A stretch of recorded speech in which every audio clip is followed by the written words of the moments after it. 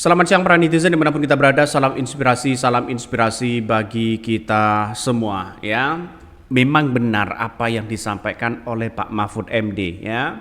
Sekarang hukum itu bisa dicari pasalnya, gampang, bisa dijual belikan begitu kan. Dan ini akan terjadi, apakah akan terjadi kepada Tom Lembong?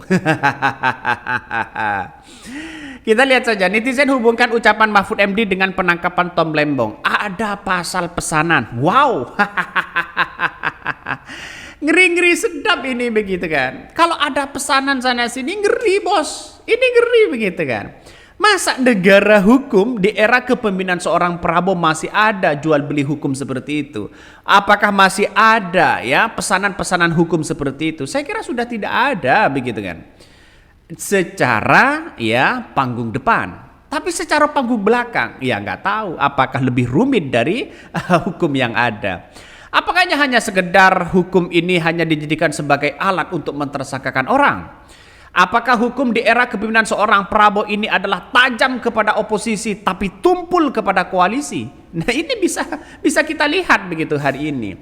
Jadi kalau ada orang yang kemudian tidak cukup, tidak ada kurang bukti begitu kan ya, tidak ada bukti sama sekali, kenapa kok harus menjadi tersangka? Itu pertanyaan dari netizen. Makanya saya kira hampir 1 tahun katanya begitu kan untuk mengejar Tom Lembong ini jadi tersangka. Saking lamanya 1 tahun ini, kalau tidak ada dugaan-dugaan apapun, ya ngapain kita harus ditangkap? Ngapain kita harus diadili? Bagaimana menteri-menteri yang sebelumnya? Bagaimana menteri-menteri yang sesudahnya? Apakah tidak mau diperiksa? Apakah karena ada laporan dari masyarakat ya kepada Tom Lembong bahwa Tom Lembong dianggap korupsi, lalu kemudian dilakukan ya dengan pemeriksaan, penyidikan dan sebagainya? Saya kira ya terlalu naif lah negara kita begitu kan ya. Kalau toh pada akhirnya hukum hanya dijadikan pesanan. Makanya ini kan saya pribadi masih bertanya kepada Kejagung begitu kan ya. Ya mungkin apakah kerugian negara ini secara detail coba kita sampaikan kepada publik. Ternyata Kejagung ya saat diwawancari masih belum mengungkapkan itu, masih mencari pasal-pasalnya itu. Inilah yang kemudian saya masih khawatir dan pesimis kepada Kejagung. Tapi kalau ada kemungkinan ya atau menerima fee sebesar apapun itu harus benar-benar ditindak ya. Harus benar-benar diadili begitu Tom Lembong. Kalau benar-benar ada korupsi dan mendapatkan fee. Karena menjabat Tom Lembong ini hanya 1 tahun. Bagaimana untuk bisa kong kali kong di dalamnya? ya mau bagaimana lagi begitu. Jangan-jangan apa yang disampaikan Pak Mahfud selama ini benar begitu. Hukum itu sesuai dengan pasal-pasalnya. Pasal-pasalnya itu bisa dijual belikan, bisa dipesan sana sini. Tergantung kepada situasi dan kondisi. Saya kira juga tidak mungkin Tom Lembong ini secara logika ya, nggak tahu di luar itu begitu kan. Secara logika tidak mungkin Tom Lembong ini mendukung Anies Baswedan dan Caimin kalau dirinya itu adalah korupsi. Masa ia akan berlawanan dengan sosok Jokowi, berlawanan dengan sosok Prabowo di situ? Yang jelas-jelas di situ punya kekuatan ya, punya segalanya begitu sebagai penguasa. Masa iya secara logikanya begitu? Rata-rata orang yang punya permasalahan besar, kasus besar, itu biasanya ya mendekat kepada penguasa. Biasanya begitu kan. Ini kan aneh, jadi artinya saya kira bahwa apa yang kemudian kita lihat hari ini ya kepada siapapun di situ begitu kan. Saya tidak mendukung Tom Lembong ya, tidak membela Tom Lembong di situ, apalagi memihak ya pada para koruptor ya.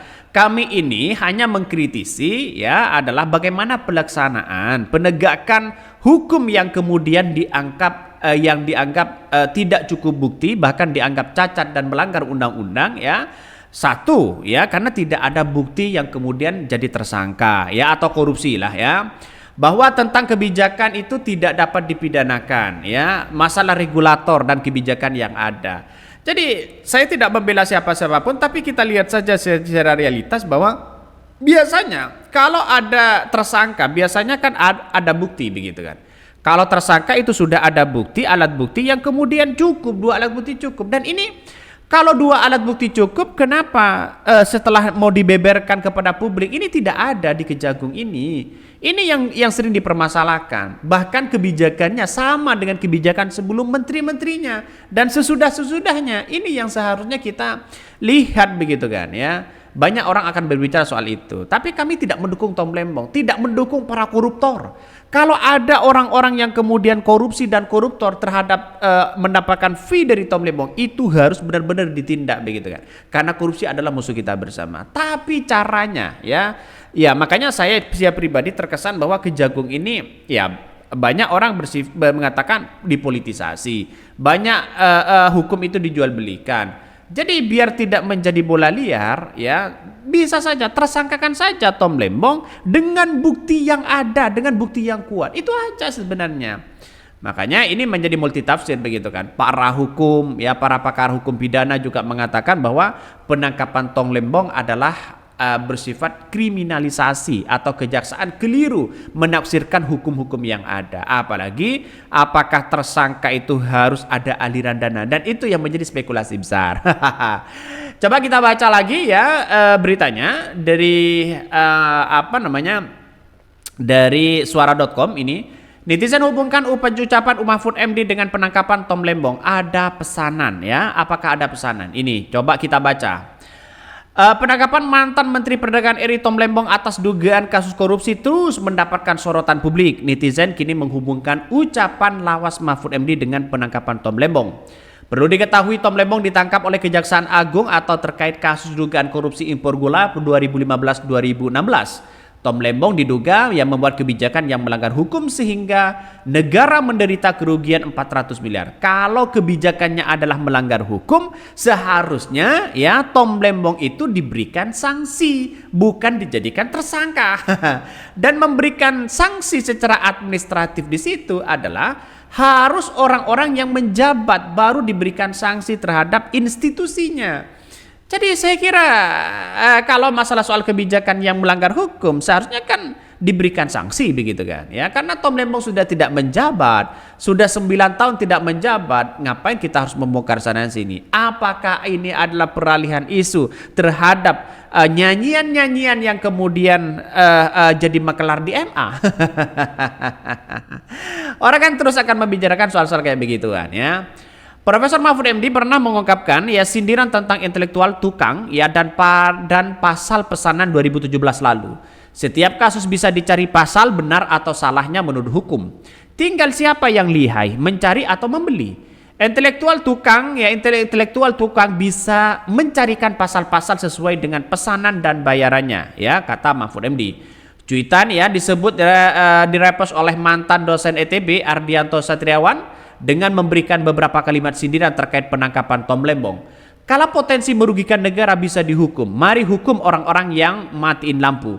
Karena PLN kehilangan pendapatan dari kehilangan yang daya dipakai. Ya pilih JNE karena Pos Indonesia jadi nggak dapat untung. Isi bensin sel karena Pertamina jadi nggak untung. Ya cuit Ardia Seruan. Postingan tersebut viral dan menuai beragam komentar dari netizen. Agak offset sih nih Pak dosen, lebih nyambung kalau dibahas ke food estate, KCEC ya, Bandara Kertajati ya, YEA ya, Mandalika, dan sama-sama unsur kebijakan dan potensi merugikan negara. Jadi saya kira apa yang kemudian disampaikan Pak Mahfud begitu kan ya. Jadi tergantung dari pesanan, tergantung dari siapa yang kemudian lihai memainkan hal itu begitu. Kok bisa-bisanya? Makanya ini akan menjadi dampak buruk terhadap kepemimpinan seorang Prabowo, apalagi soal segi hukum. Pak Prabowo sudah belum menjabat kurang lebih dari 20 hari ini, kasus-kasus hukum masalah judol, kasus-kasus hukum masalah korupsi itu sudah dibongkar kok begitu kan. Tapi kalau dengan adanya seperti ini, bagaimana supremasi hukum yang kemudian dilakukan di pemerintahan seorang Prabowo ini harus benar-benar dilaksanakan secara keadilan. Tapi saya tidak mendukung siapa-siapa. Saya lawan ya orang-orang yang kemudian koruptor yang memainkan peran itu. Tapi kebijakan itu punya orang punya pendapat atau asumsi sendiri begitu kan ya, bahwa bagaimana jalannya jalannya orang-orang yang mau ditersangkakan di situ. Artinya kalau mau jadi tersangka ya harus ada bukti yang kuat. Beberkan apa kerugiannya, terima fee atau tidak, itu yang paling penting. Ya, karena soal kebijakan itu saya kira tidak bisa untuk dijadikan tersangka.